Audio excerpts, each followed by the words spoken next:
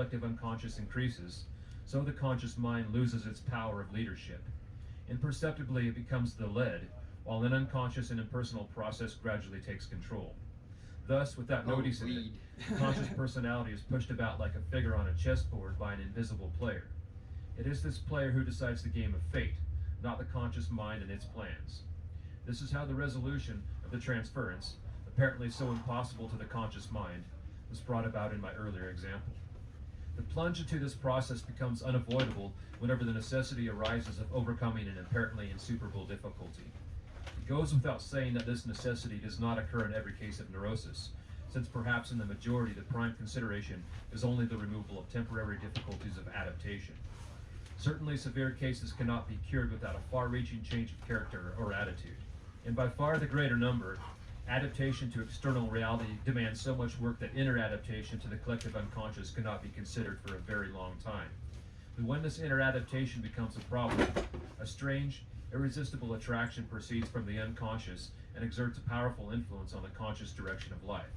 The predominance of unconscious influences, together with the associated disintegration of the persona and the deposition of the conscious mind from power, constitute a state of psychic disequilibrium which, in analytical treatment, is artificially induced for the therapeutic purpose of resolving a difficulty that might block further development. There are, of course, innumerable obstacles that can be overcome with good advice and a little moral support, aided by goodwill and understanding on the part of the patient.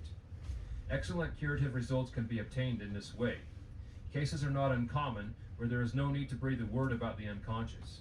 But again, there are difficulties for which one can foresee no satisfactory solution. If in these cases the psychic equilibrium is not already disturbed before treatment begins, it will certainly be upset during the analysis, and sometimes without any interference by the doctor. It often seems as though these patients had only been waiting to find a trustworthy person in order to give up and collapse.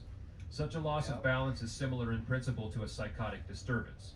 That is, it differs from the initial stages of mental illness only by the fact that it leads in the end to greater health, while the latter leads to yet greater destruction. It is a condition of panic, a letting go in the face of apparently hopeless complications. Mostly it was preceded by desperate efforts to master the difficulty by force of will. Then came the collapse, and the once guiding will crumbles completely. The energy thus freed disappears from consciousness and falls into the unconscious. As a matter of fact, it is at these moments that the first signs of unconscious activity appear. I'm thinking of the example of that young man who is weak in the head. Obviously, the energy that fell away from consciousness has activated the unconscious. The immediate result is a change of attitude. One can easily imagine that a stronger head would have taken that vision of the stars as a healing apparition, and would have looked upon human suffering sub specie aeternitatis, in which cases his senses would have been restored.